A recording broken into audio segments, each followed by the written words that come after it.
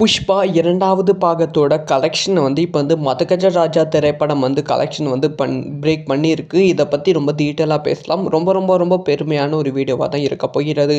அதாவது வந்து புஷ்பா 2வது பாகம் மிகப்பெரிய எதிர்பார்ப்பில் ரிலீஸ் ஆச்சு. இந்த திரைப்படம் உலகம் முழுவதும் 1000 கோடி கலெக்ஷன் பண்ணியிருந்தது. தமிழகத்தில் வந்து 58 கோடி இது வரைக்குமே இது கலெக்ஷன் பண்ணியிருக்கு. ரிலீஸ் ஆகி ஒரு மாதத்துக்கு மேலே வந்து ஆகிறது.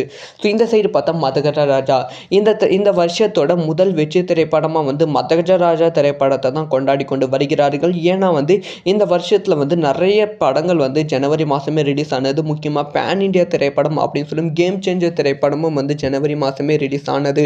ஆனால் மக்கள் மத்தியில் வந்து நெகட்டிவான விமர்சனங்கள் மட்டுமே வந்து பெற்றது.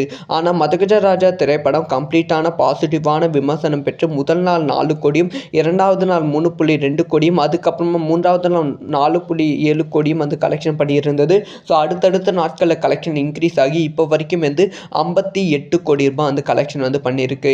ஸோ வந்து புஷ்பா திரைப்படத்தோட தமிழ் வாழ்நாள் சாதனையை வந்து மதகஜ ராஜா பிரேக் பண்ணியிருக்கு. புஷ்பா திரைப்படம் தமிழில் வந்து வாழ்நாள் இது வரைக்கும் வந்து 52.3 கோடி ரூபாய் அந்த கலெக்ஷன் வந்து பண்ணியிருந்தது.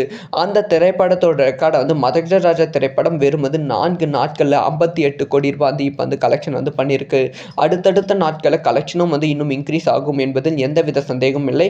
மிக விரைவில் வந்து 100 கோடி கிளப்ல வந்து மதகஜ ராஜா திரைப்படம் இணையவும் போகிறது. இந்த ஒரு விஷயத்தை பற்றி உங்களோட ஒப்பீனியன் என்ன?